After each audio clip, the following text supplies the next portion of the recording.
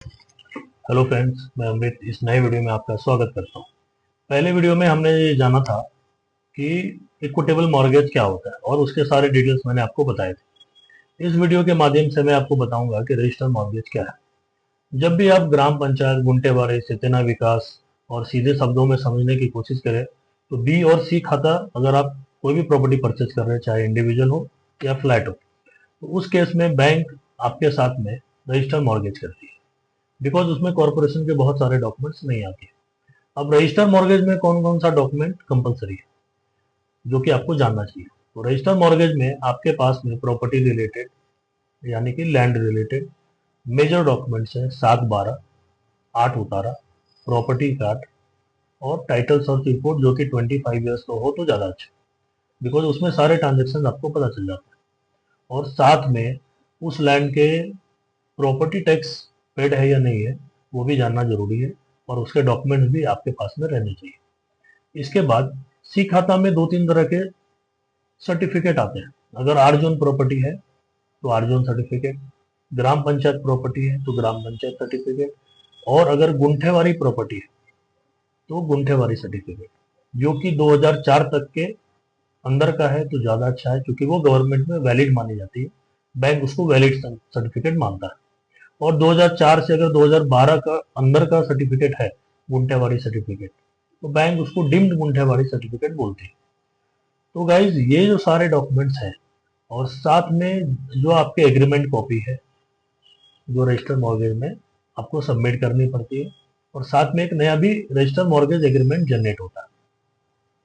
तो पुराने तो पुराने जो डॉक्यूमेंट्स हैं लैंड रिलेटेड, कितने लोगों ने उस लैंड को बेचा है, कितने लोगों ने ट्रांजेक्शन्स किए हैं, वो सारे डॉक्यूमेंट्स के जो चेन एग्रीमेंट होता है वो सारे आपके पास में रहने चाहिए।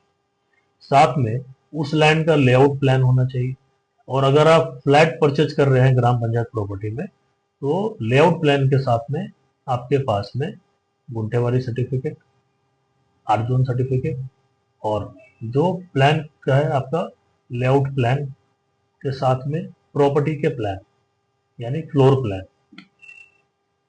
तो जब भी आप ग्राम पंचायत प्रॉपर्टी परचेज करते हैं, चाहे वो इंडिविजुअल हो या फिर ग्राम पंचायत फ्लैट हो, तो उसमें आपको लेआउट प्लान और फ्लोर प्लान, ये दोनों प्लान कॉपी आपके पास में रहनी चाहिए।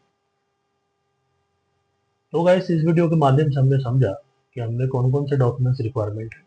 और इस बात पे खास ध्यान दें, लोन होने के बाद अगर बैंक इस प्रॉपर्टी पे लोन करती है, वो इंडिविजुअल हो या फ्लैट हो, सारे डॉक्यूमेंट्स, ओरिजिनल जो डॉक्यूमेंट्स हैं, वो बैंक के पास में चले जाते हैं।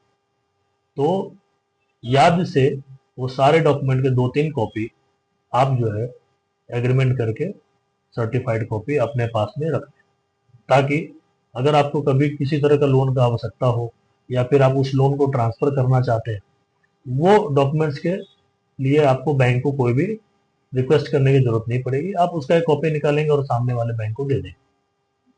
तो गाइस, मैं इसी तरह के property related, loan related video बनाता रहता हूँ। आपको किसी तरह का कोई इंक्वायरी हो, क्वेश्चन हो, या अगर आपको लोन्स की रिक्वायरमेंट हो, तो आप हमसे मेल के माध्यम से और व्हाट्सएप के माध्यम से संपर्क कर सकते हैं। मेरा नंबर डिस्क्रिप्शन में दिया हुआ है, आप मुझे मेल भी कर सकते हैं अगर आपकी कुछ क्वेरी रहती है तो। हम as soon as possible try करेंगे उसका रिप्लाई करने का। Thank you so much.